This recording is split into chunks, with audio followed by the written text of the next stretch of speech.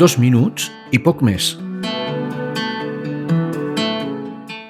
Tinc i tenim la sort de viure en un poble on encara en la majoria dels nostres barris conservem la bonica costum de saludar-nos quan ens creuem amb algú pel carrer, encara que no el coneguem. En una època on les presses i la distància emocional semblen governar les nostres rutines, aquest és un gest carregat de significat.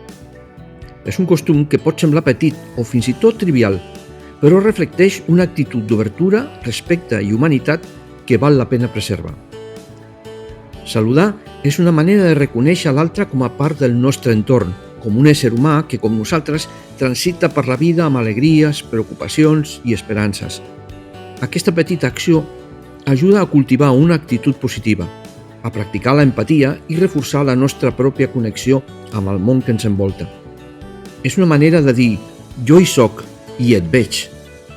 Una mirada, un somriure o un senzill bon dia poden tenir un impacte més gran del que imaginem. També té un valor simbòlic molt important. En un món cada cop més dominat per les pantalles i les relacions virtuals, el contacte humà directe esdevé un acte de resistència. Saludar és una forma senzilla però poderosa de recordar que la convivència comença en les petites coses. És cert que no tothom respondrà a la salutació. Hi ha qui pot estar distret, tenir un mal dia o simplement no està acostumat a aquest tipus de comportament. Quan saludem, estem sembrant llavors de bon tracte, que amb el temps faran créixer una comunitat més amable i cohesionada. Per mi esdevé un costum que em fa sentir molt bé i he de dir que pràcticament sempre rebo resposta. Ensenyeu als menuts a fer-ho.